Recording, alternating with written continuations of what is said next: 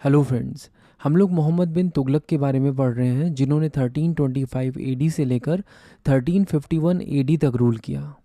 ये एक बहुत ही लंबा पीरियड था। अगर आप कैलकुलेट करें तो आप पाएंगे कि मोहम्मद बिन तुगलक ने लगभग 26 ईयर्स तक रूल किया। और जब इनका रूल शुरू हुआ था तो उस समय शाही तिजोरियां पूरी तरह से भरी हुई थी। लेकिन इन्होंने एक के बाद एक ऐसे कई सारे एक्सपेरिमेंट्स किए जिसकी वजह से शाही तिजोरियां खाली हो गई थी। इन एक्सपेरिमेंट्स को हम लोग पिछली कुछ वीडियोस में ऑलरेडी डिटेल में कवर कर चुके हैं। तो अब सिचुएशन ये थी कि सुल्तान को कुछ भी करके रेवेन्यूज़ बढ़ाने थे और तिजोरी को वापस से भरने की कोशिश करनी थी। और इस पर्पज़ के लिए सुल्तान ने अपना 5वां एक्सपेरिमेंट लॉन्च कर दिया जो था रेवेन्यू रिफॉर्म से रिलेटेड। ये रेवेन्यू रिफॉर्म्स खासकर दोआब रीजन में ही किए गए थे। इन रेवेन्यू रिफॉर्म्स को 2 पार्ट्स में क्लासीफाई किया जा सकता है। पहला पार्ट है दोआब रीजन में रहने वाले फार्मर्स और कल्टीवेटर्स के ऊपर लैंड रेवेन्यू को इंक्रीज़ करना। और दूसरे पार्ट में हम उन स्कीम्स के बारे में बात करेंगे जिसके द्वारा दोआब रीजन में कल्टीवेशन को इम्प्रूव और एक्सटेंड करने की बात की गई थी।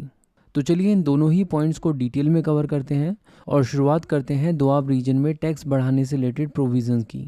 यहाँ पर मैप में आप गंगा और यमुना रिवर्स को देख सकते हैं। इन दोनों रिवर्स के बीच के इस रीजन को ही दोआब रीजन कहा जाता है। स्टेट रेवेन्यू को इंक्रीज़ करने के लिए मोहम्मद बिन तुगलक ने इस रीजन में रहने वाले फार्मर्स और कल्टीवेटर्स के ऊपर जो टैक्स था उसको बढ़ा दिया था। ये टैक्स इनके फादर के समय में प्रोड्यूस का 1/10 या 1/11 हुआ करता था, लेकिन अब इन्होंने इस टैक्स को बढ़ाकर कर दिया था हाफ ऑफ द प्रोड्यूस। यानी एक फार्मर अपनी लैंड से जितना भी प्रोड्यूस करेगा उसका आधा हिस्सा टैक्स के रूप में उसे स्टेट के पास जमा करना होगा। ये सुनकर दोआब रीजन के पीजेंट्स बिदक गए और उन्होंने रिवोल्ट कर दिया। बहुत सारे कल्टीवेटर्स तो अपना गांव छोड़कर भाग गए, लेकिन इन लोगों को भागने नहीं दिया गया। मोहम्मद बिन तुगलक ने अपने आदमी छोड़ दिए इनके पीछे, इनको पकड़ लिया गया और इन कल्टीवेटर्स के रिवोल्ट को फाइनली क्रश कर दिया गया। लेकिन ज़्यादा टैक्स वसूलने की ये स्कीम पूरी तरह से फेल हो चुकी थी।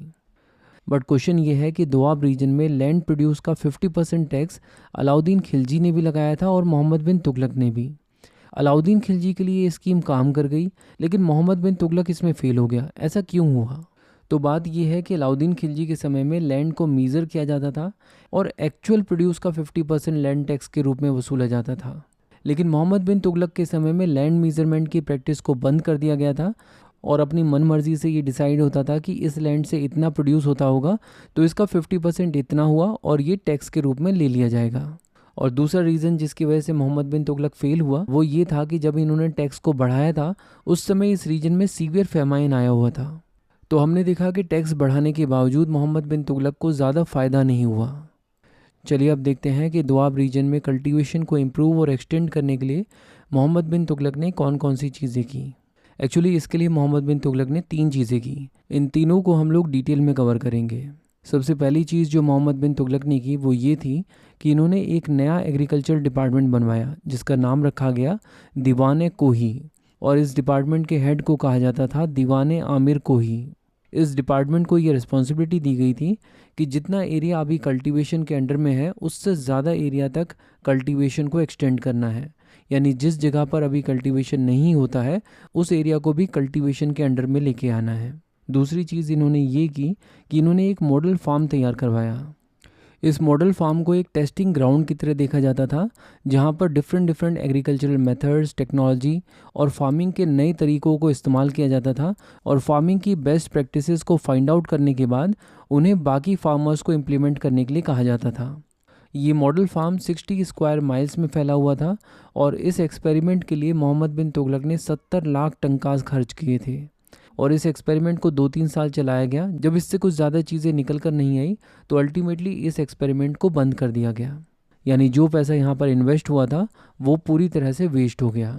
इसके अलावा मोहम्मद बिन तुगलक ने एक चीज़ और की, उसने पूरे दोआब रीजन को डेवलपमेंट ब्लॉक्स के अंदर डिवाइड कर दिया और एक सिस्टम तैयार किया गया जहाँ पर हर एक डेवलपमेंट ब्लॉक के ऊपर एक ऑफिसर नियुक्त किया गया जिसकी रेस्पॉन्सिबिलिटी होती थी अपने एरिया में कल्टीवेशन को इम्प्रूव और एक्सटेंड करने की। ये सिस्टम बेसिकली कुछ इस तरह से काम करता था कि हर एक डेवलपमेंट ब्लॉक के अंदर जितने भी कल्टीवेटर्स हैं उनको सीड्स खरीदने के लिए या फिर किसी और पर्पस के लिए पैसों की ज़रूरत है तो वो इस ऑफिसर से लोन ले सकते हैं। इन लोन्स को कहा जाता था तक्कवी लोन्स या फिर सोनधार लोन्स।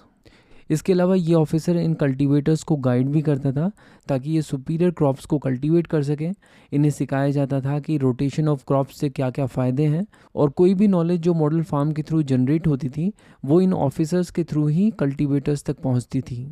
लेकिन ये स्कीम भी बहुत ज़्यादा अच्छे से काम नहीं कर पाई क्योंकि उस समय बहुत ज़्यादा करप्शन था और ये सभी ऑफिसर्स ज़्यादातर करप्ट थे, और जितने भी फंड्स इनके थ्रू कल्टीवेटर्स तक पहुंचने थे वो सारे फंड्स इनकी जेब में चले गए। यानी अल्टीमेटली मोहम्मद बिन तुगलक का ये एक्सपेरिमेंट भी फेल हो गया। Thank you so much for watching and supporting बुक्सतावा।